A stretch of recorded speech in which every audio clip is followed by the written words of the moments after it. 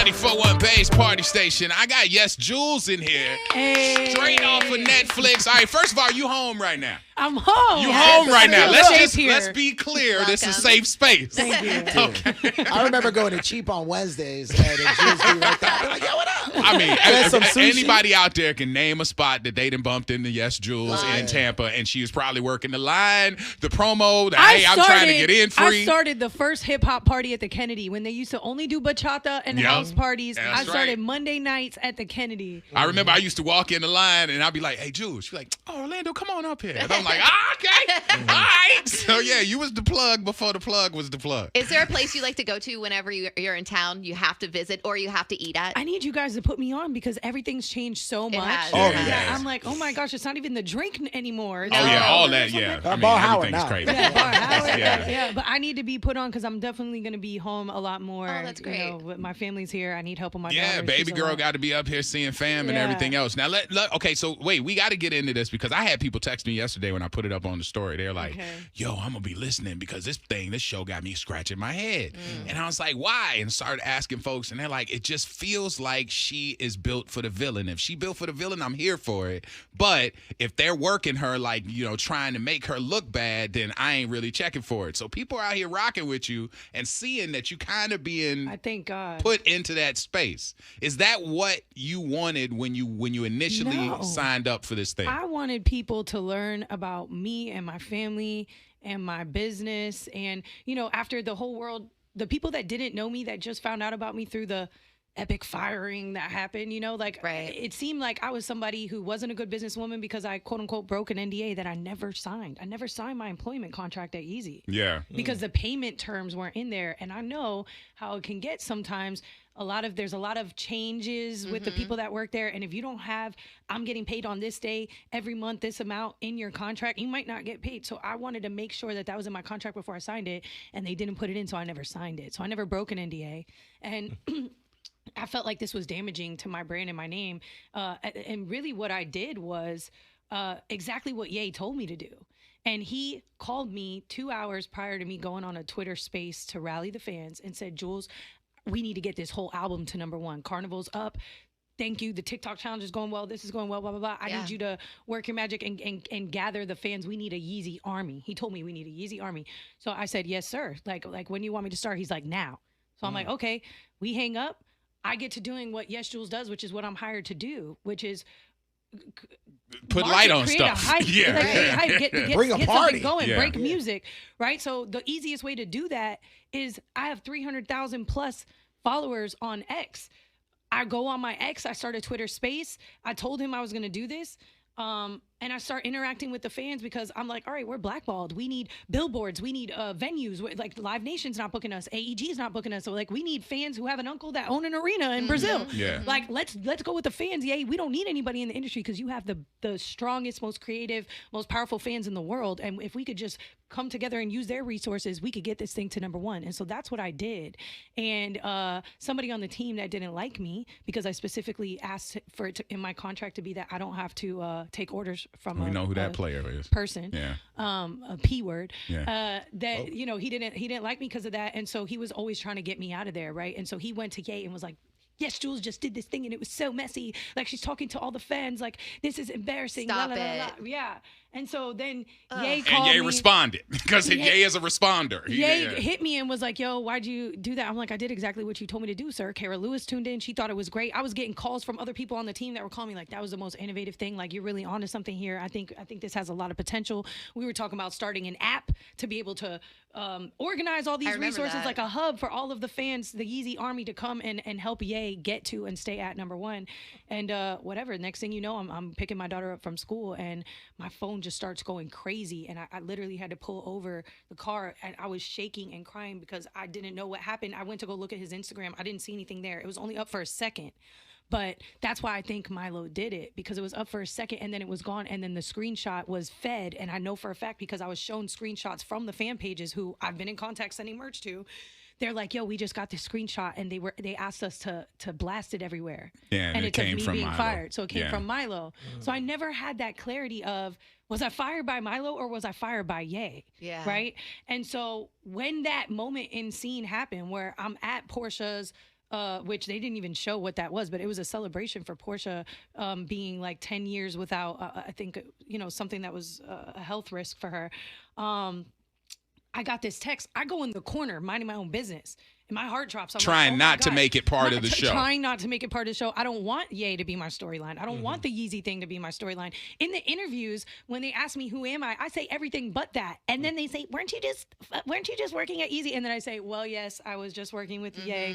You know what I mean? I never wanted my ex to be a part of my story. I never wanted to hang on the coattails of what I did at Yeezy because there's plenty more that I have done and will do. Well, now how can and now the one question: how can you not have your ex as a part of it when that's basically what the premise of the show is? Like, everybody on there got an ex. To be clear, when I signed up for this show, I said I will not do this show if it has the word WAGS in the title.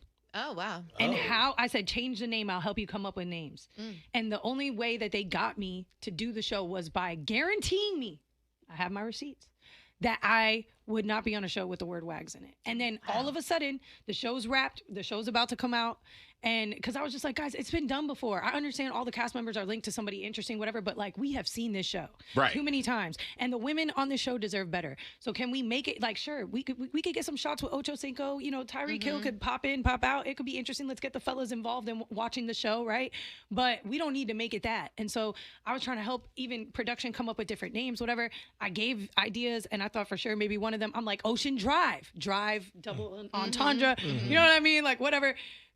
At the end, it ended up being called WAGS, and I was so distraught. Oh my I was God. embarrassed. I was like, I can't believe I worked my ass off my whole career to never let a man take credit. Right. Yeah, for Just to be on WAGS. Yeah, just to end up on WAGS. This is crazy. Now, all kinds of questions. So you and Ye now, are y'all good? Are We're y'all in good. a space Oh, where We're good. wonderful. Thank God. Yeah, we're good. you're okay? So Like collaborating again too, or Not collaborating, but we're Okay. good. Like it's to a place to where if he needs me and calls me, I'm picking up the phone and. That's a good I may or may space. not Were you help. the What- person that initiated that just to kind of get some clarity, or did he reach No. out to you? He reached out that day at the show to tell me, hey, by the way, you were right about Milo. I'm like, that's Damn. dope. That's Thank dope. you. That's dope. Now, and then he ended up like 2.7 billion. So she's like, all right, good friend to have. Good friend to have. Good friend to have. Okay. Yeah, you All right. Now I have to ask you this because the way this show has come together. I mean, there's a certain person who I don't know if she's a producer or on the show or whatever, and that would be Sherelle. correct, yeah. And they had that show selling Tampa. Is this part of that? Is this part of that deal? Because I'm just wondering how No. she's the centerpiece of it, So it was when there's so many other pieces that Netflix could have glommed onto. Is this her baby? This is her baby. It Okay. was supposed to be selling Tampa too, but Netflix or whoever, the powers that be, apparently didn't want to, renew that concept. But they liked Sherelle. They wanted to do a show with her and surrounding some of her business, but they wanted other elements. They wanted it to be about Miami, other entrepreneurial women in Miami. That's what I was told when I got the call, that this was going to be a show about entrepreneurial women in Miami doing impactful things, the girls who run the town, right? And I'm like, do Sherelle even live here? Like, I didn't even know that Sherelle was in Yeah, Miami. she moved down there with Ocho Cinco from here. I remember I that. didn't know, but I had never met her. I'd never seen her. I'd never seen any of the girls on this show other than Alexis and Sade, who I knew both personally. Even Ashley, who was like on apparently WAGS Miami, I'd never seen her in my life.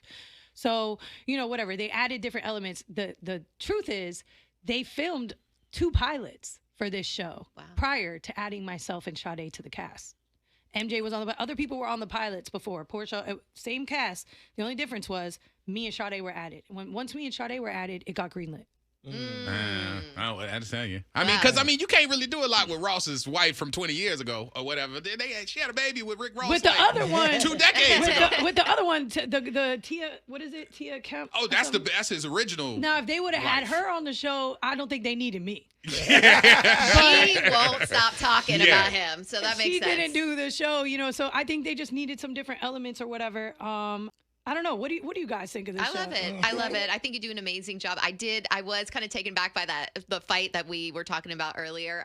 But I can't even imagine somebody's kind of stepping up to me and like putting the finger like essentially on your nose. Like, what are you supposed to do when that was set up that way. That hurt because nobody wants to see us look like we out there not knowing how to act. But that was appropriate. Business. That was I appropriate. asked her to get her hand out of my face. I don't know. I can't remember if they put this in the scene, but I will say I asked her twice. They showed it. I said you need to remove, because I think I in the scene it shows me asking not so calmly, but I know I asked once calmly where I was like, you need to move your hand out of my face. That was in there. And she didn't. And then I was like, all right, you got 2 seconds. Oh, Lord. We're not going to say that right there. She's passionate about that. Yeah. And then she did You got it, 2 know, seconds. but- you got 2 seconds. You got 2. And whatever. I should have, looking back, I have a daughter. You know what I mean?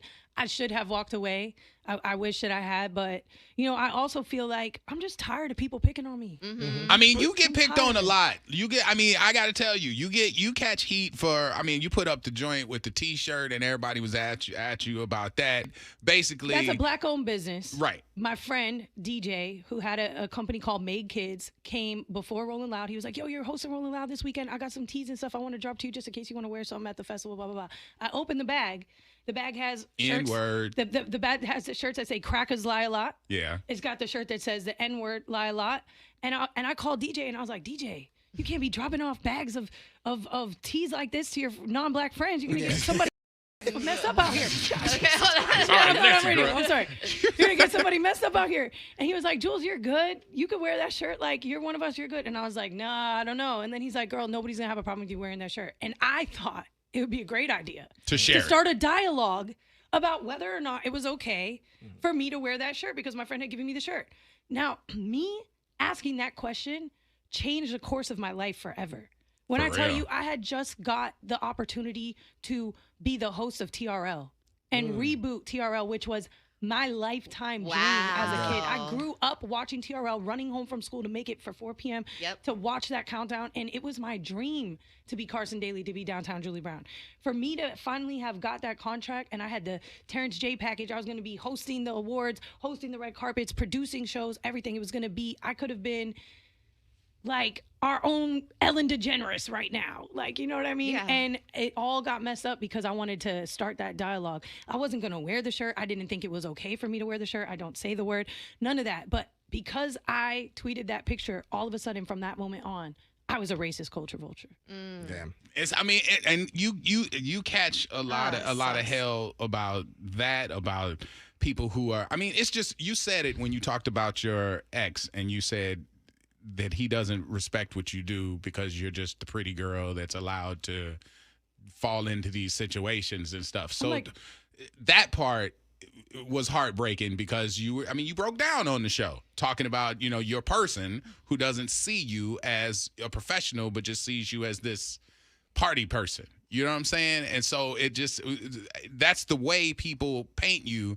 And I've talked to people about knowing you for over a decade. I think maybe like 15 years I would we've known say each it's other. almost 20 at this point. It's probably 20 years that I've known you. So when I see you in places, like I've talked to you at an event in LA or in New York, and then I walk away and people are like, oh, I see you. And I'm like, huh?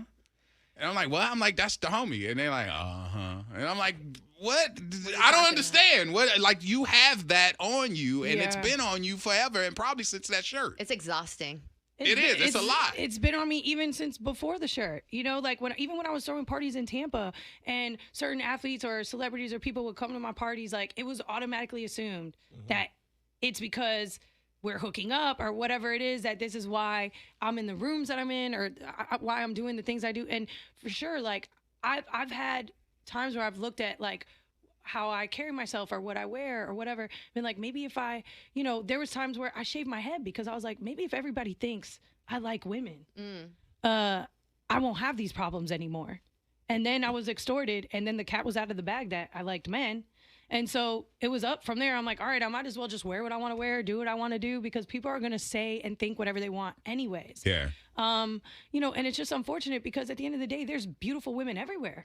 But it's the work ethic, the creative ideas, the relationships that I put time and effort into upholding, you know, the level of trust that I've built with people by being of service, by bringing something to the table for so long, that puts me in a position where I'm the trusted person that people call to roll out their album, throw their engagement party, do this, do that, you know? And so it's just super disappointing to feel that even your own partner feels the way that the internet does. Yeah. I want to talk to you about your work ethic because some people are meeting you now. Some people met you from Snapchat because being this queen of Snapchat, the show, being a manager for 070 Shake. Of all your projects, because a lot of people don't even realize how much you really do. Of all your projects, what are you most passionate about? And like, what's the most fun for you to do? Wow, that's a great question. I think it changes with the season. And to be honest, like, this journey has left me a little heartbroken a bit. You know, I thinking back on the 070 days, like, I loved that. I used to love artist development. I love finding talent, helping them find the perfect collaborators, putting them in situations where they have brand deals, getting them on tour, like putting them in a position where now, you know, like Shake was going to get there regardless because she's one of the greatest artists I've ever come across in my life. She's fine. Amazing. But, and you know, I still think she's not getting her flowers like she could and should be. And I wish that I could have still been there with her to help make that happen. But, you know, she's in a place where now not only does she never have to worry again, but all her friends don't have to worry again. And like they're creating businesses. I see them in Paris. I'm like, okay, 070, like y'all making moves out here. You know, so I really love the collaborative aspect of like artist development and whatnot. But after a while, I realized like this isn't working for me. Like it's a thankless job, you know. So right now the season I'm in is about me. So now I love being live, even though I gotta learn how to not swear. I love hosting. I'm still learning. I love interviewing people. I love, you know, one day, and I'll never forget this, and this is what made me really want to host radio shows and be a host even more than ever. I was friends with Wiz Khalifa. I was with him in New York when he was doing his press tour for one of his albums. And it was right after the whole like Kanye made fun of his pants thing, right? And this man just worked so hard on making a fire album. And he did a press run and they were calling in, we were going to radio stations, all this stuff. And all anybody wanted to bother this man about was the diss. Yeah. And it just upset me so much. And I'm like, man, these artists, these creatives, these entrepreneurs, like they have so much more to them to talk about than a lot of what the media would like to give them the opportunity to talk about. And I want to be the woman. I want to be the person that is like, hey, you know, talk to me about your spirituality. Talk to me about your practice. Talk to me about how there were times where you wanted to give up and kept going. Like, I want to tell the inspiring, impactful stories that will inspire people like myself and others to keep going. And that's deeper. Storytelling has always been something, you know, I want to be like Reese Witherspoon. I want to produce films and movies, and I want to be on both sides of the camera. And yeah, just bringing people together and connecting people and watching those relationships flourish and see how people can really uplift and change the course of one another's lives. I mean, you can be a guardian of the culture and not just a vulture. It's like people look at that like you're taking from it, but I also see it as most of the spaces that I see you in, you're a participant and you're a protector Truth of be it. told, I've invested hundreds of thousands of dollars into artists and creatives and not made a dime off of any of them. Yeah. I mean, I've seen a lot of artists that I've seen go on from dealing with you, but I saw them with you first. And you had a different cat, like 070 Shake. Like, I mean, let's be clear. Made like, in I Tokyo, mean, you just said you wish she was in a different space, like you wish she was seen more. I think that might have gone differently had y'all kept working together because you were putting in a different effort. So wait, we're gonna play these and come back because we sit here all day. YesJulz is in the building. Netflix WAGS to Riches is the show. That's what's out there right now. That's what has her on everybody's lips right now. But there's so much more behind it. So we're gonna come back and say something because I know you're getting ready to drive back to Miami right now. Really? After this? Yeah, she's getting ready to hit the road. So I'm like, I'm gonna milk you before I get you out of here. So we're going to take a break, come back with YesJulz. All right, she home. Hold on. Put your work into it. Fat, juicy, and wet. That's the barometer right there. If YesJulz is bopping to it, it's a bop, dog. I'm telling you. That's YesJulz is in the building right now, back home and fresh off of Netflix. Do it sexy. Do it sexy. Do it. Was that your first time hearing that? Yes. Really? That's crazy. Yeah, I was in Paris this past week. I didn't hear it. That's must She be goes, nice. I was she goes, in Paris. is this Sexy Red? Yeah. And Bruno? Oh, my God, girl. It's a big Yeah, people are big bugging, song. especially because he nasty on this. When you hear the dirty version, Oh, yeah. you're going to be like, okay, Bruno talking Okay, that Bruno. talk. All right, listen, everybody out there, there's a Netflix show that's called WAGS to Riches. Yes. It is a lot of the people that you saw, dealing with selling Tampa. Yep. And Sherelle, who is Mrs. Ocho Cinco, is kind of at the center of it. And there are different Kodak's wife or girlfriend and Ross's baby mama and a bunch of other athletes and whatever. And I see Julz in the middle of this, and I'm just like, I'm not protective of you, but I'm just like honest about what I've seen of you. Yeah. You know what I'm saying? And so that doesn't fit the narrative that everybody else tries to run with. And so it looks like I'm protective, Yeah. but I'm not. But there was one part on the show, because again, I watched it all yesterday. And this morning, by the way, where I was like, I'm in the shower watching episode 6, and I'm like, this is just After crazy. all these years. Right, she finally. could never get me to watch these trashy shows. And it's like, so I'm like, all right, listen. The part that got me, and I wanted to ask you this specifically. Do you feel used or bad or just any way negative about sharing that really, really personal part of what you had to go through with this show? Yeah, I didn't want to share it. Like I mentioned off air, even in the scene with Sade, I don't say it on camera. I'm like, I went through something traumatic. It's not until they show the clip of me crying with the all black eyeliner and everything like that that I say it, because after they kept telling me they're like, but don't you feel like you went through like you made the wrong move and you should have just walked away or whatever. And I'm like, I told you guys I didn't want to come. Mm-hmm. You told me I was going to have a very easy day of shooting. You told me I was going to be able to sit there and not talk and just leave and get my check for appearing in the episode, which was why I forced myself to go that day, because in the midst of a custody battle, I couldn't miss any checks. Right. I hadn't got my last check from Yeezy. I needed the money. So yeah, I forced myself to get up and go to work that day. And I was told by everybody who I trusted after working with y'all for months on set day in, day out, you've met my mom, you've met my daughter, all those scenes aren't in there, but we built a rapport with production. And so I trusted them that I was going to have an easy day and get to go home. Yeah. And they were like, please be a team player. This is the last all cast scene, this and that. And the show couldn't end that way. So then they had to add the volleyball all cast scene. Yeah. Right. So the timelines are a little different in real life than what the audience is seeing. And so, for them to make me I was just like, am I the only one seeing what happened? Mm-hmm. I'm in interviews post the fight, and they're like, do you feel that you handled that the right way? Do you feel you should? And I'm like, no. This was a setup. Mm-hmm. Like, I'm not saying sorry. No, if somebody puts their finger in my face like that again, I'll do it again. Yeah. And so at one point, I just started crying. I'm like, this is what happened. I'm like, this is what happened. I'm so sorry. I'm like, this is what happened, and looking back on it, the only reason why I kind of, because there's another person involved. That Right.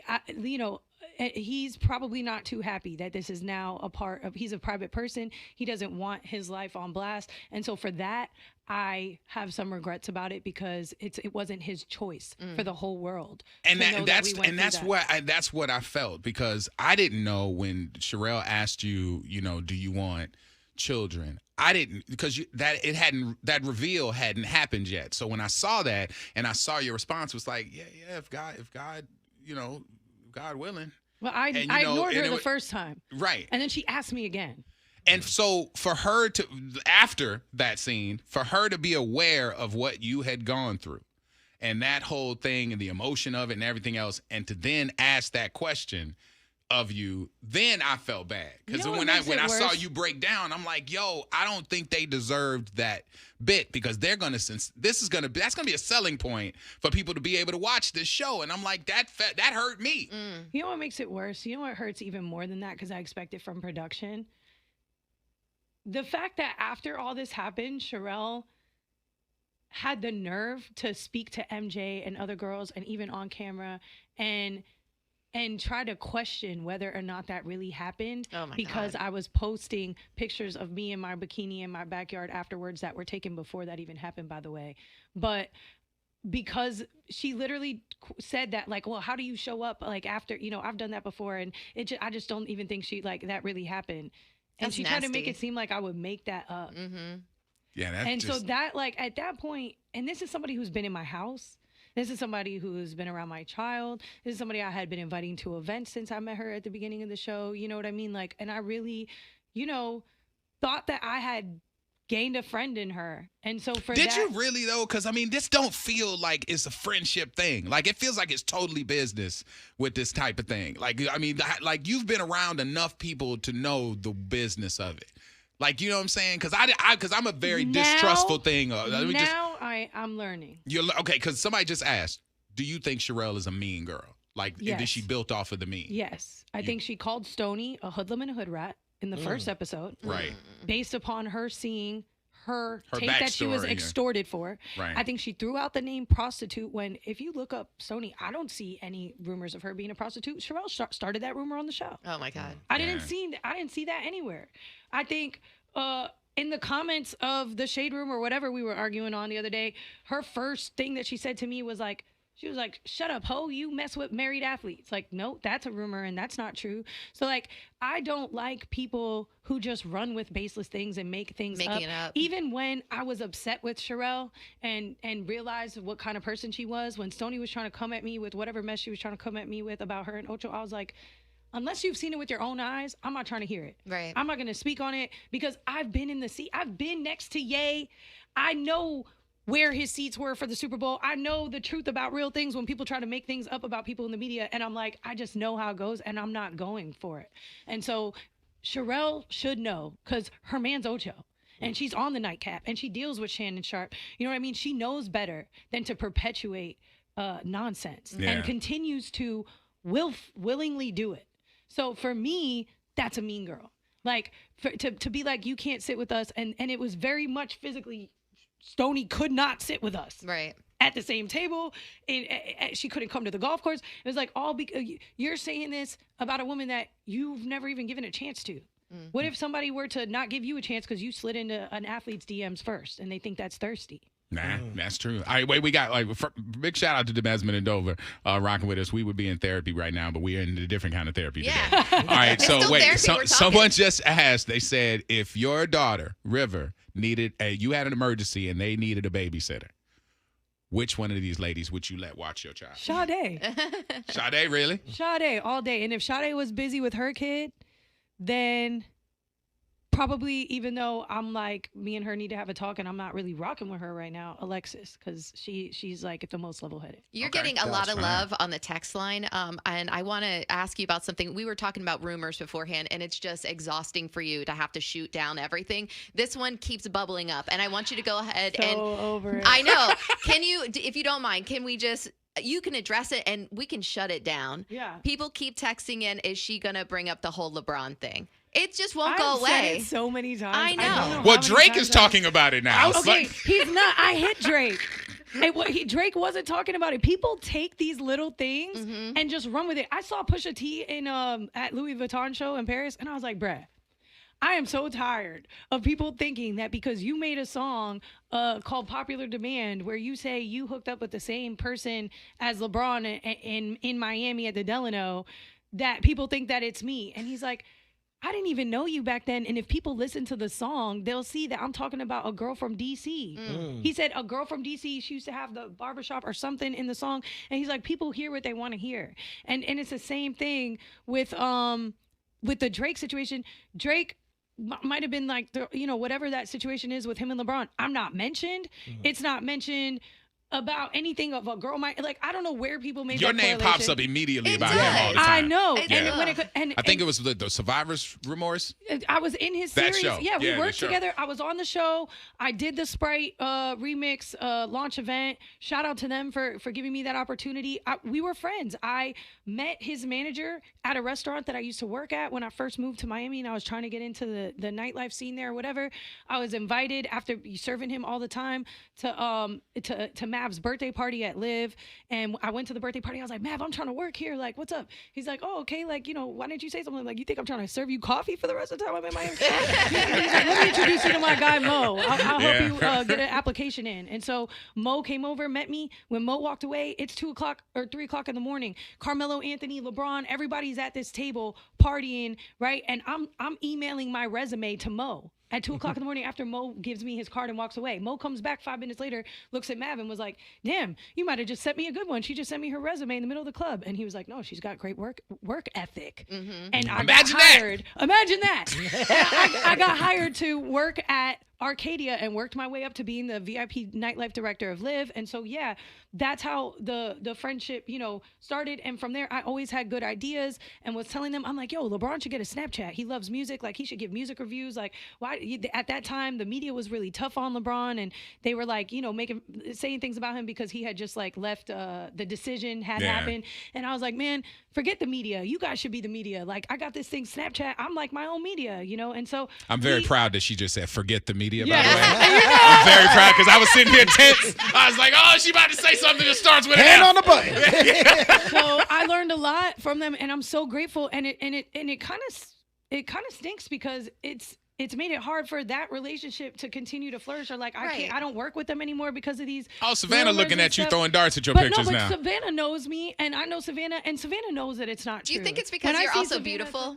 Seriously. I mean, I don't think it would be a thing if I didn't look the way I look. Because there's other women that are around them and never get questioned. Oh, there you go. And work there. It has to be a mixture of everything because you are such a hard worker. But to be clear, that is just somebody I was friends with.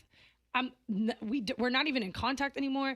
Like, I never had anything with him at all. Talk to the city, because a lot of people know you. A lot of people have had history with and you. Love They've grown up with you or whatever. I mean, I saw the messages under your Instagram for people who were like, rocking with you, not just the detractors. So if you wanted to say something to the city, since you got their ear today, what would you want people to know? I love you guys. This is the place where it started. I'm so grateful for everything that Tampa gave me, for the business owners that took a chance on me before I was even 21. It all started here. Thank you for seeing my little flyers and coming to my little events and just supporting everything that I did. Such a different world. People don't remember. I was making real printed flyers and hanging them around town. Like, this is where it all started. This is where I realized, like, wow, if I moved to Miami, I could maybe be worldwide. And here I am. I just got back from doing a Paris Fashion Week party for a brand I respect and admire. And, I just feel like I've been blessed enough to be doing what I love for a living for over 10 years. And that's something I don't take for granted. And if you're listening, you guys are in a great metropolitan area. We are blessed to have the access to the resources that we have living in somewhere like a Tampa or St. Petersburg or Miami. And, it's the digital age. Like, anything is possible. If you're waking up right now and you're on your way to a job that you're not happy about, do something to change that, because you're not stuck. Like Portia said about me, you're not a tree. Damn, you're not a tree. So what's next for you? Like, it kind of sounds like, and I don't want to like generalize, but it kind of sounds like you don't want to do the show anymore. I don't know. Like, what's next? Is it a show? Is it hosting? I want to continue taking opportunities to host and tell stories. I want to act. I want to focus on my own music. I performed for the first time in public in a long time at Art Basel in December for a brand called An Only Child, and it went really well. And I'm going to be performing in Aspen next. And do you do too much? I do too much. Because damn, your resume is getting kind of long. That's why she's sending it at 2 a.m. in the club. She's like, what else do I got to do? That's why her bank account's Never Not strong Working. too. If you're listening, go to nevernotworking.co. Get yourself some merch that could be a steady reminder when you look in the mirror that if you just continue to focus on the things that bring you joy, you too could be never not working on what you do for. I love it. What you love for a living. Boom! Look at that. Listen, I'm always speak my truth about you, and I've never seen you slouch or not hustle. And that hustle hustle is respected, because like I said, I walk into some rooms and I'm like, man, I'm in a big room. God damn, Julz here.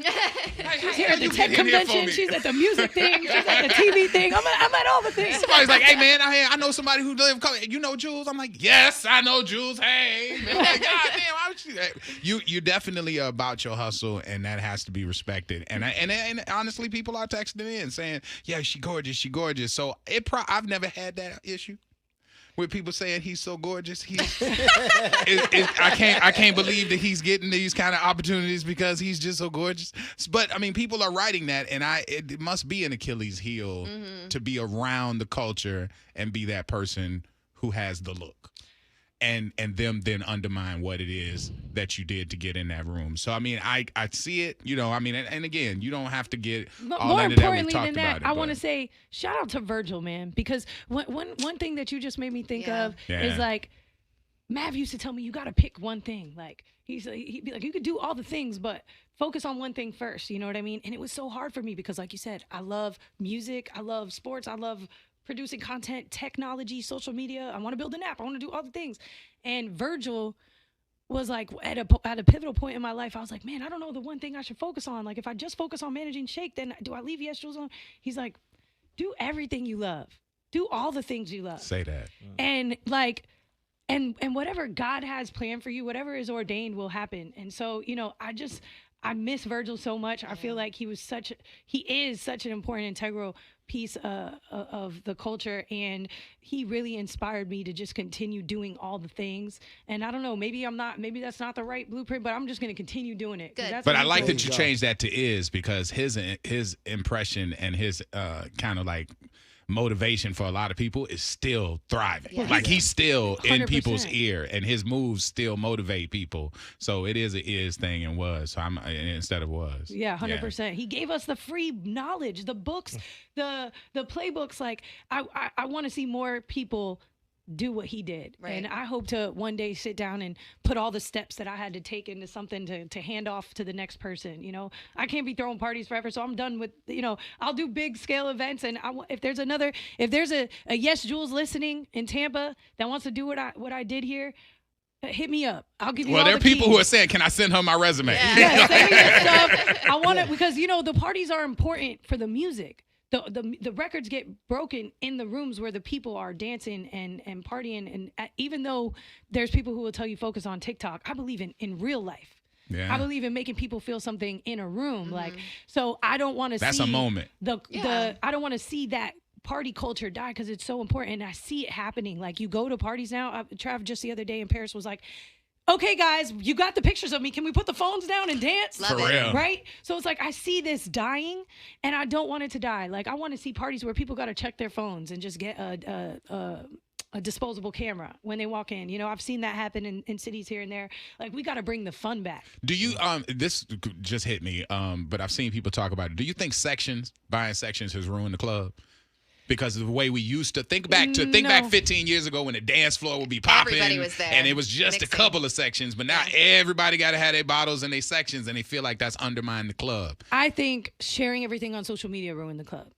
I think that, because I was doing parties still when the sections was a thing, and that was cool. I mean, that's how we make the money. Okay? That's how we make the money. We need the sections, okay? We need the sections.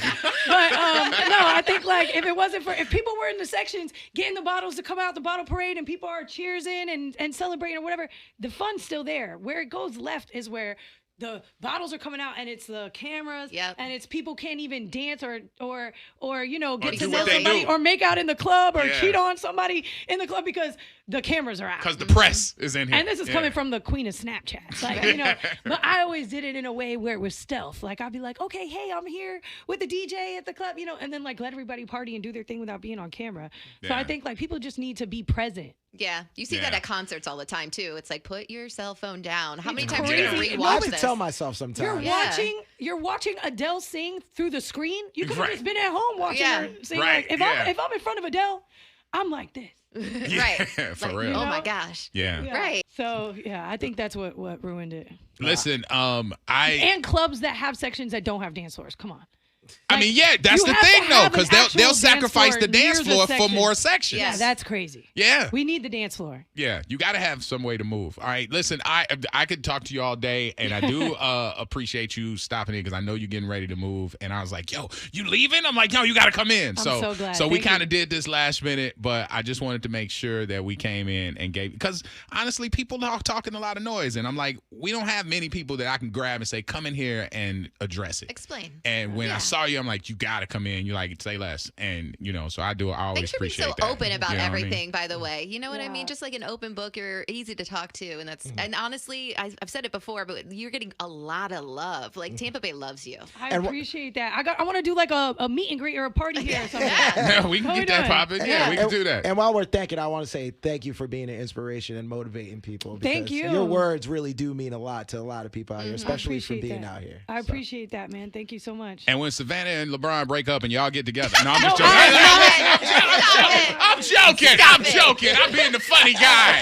That's what I'm supposed to You do. can slap him. Take that. Slap him. That's it. Slap him. Somebody gonna take it. It's gonna be on TMZ. Yeah, TMZ tomorrow. All right, YesJulz YesJulz wants in all the the building. smoke. Julz Goddard. YesJulz. Never not working. Be clear, we here. Orlando and the Freak Show.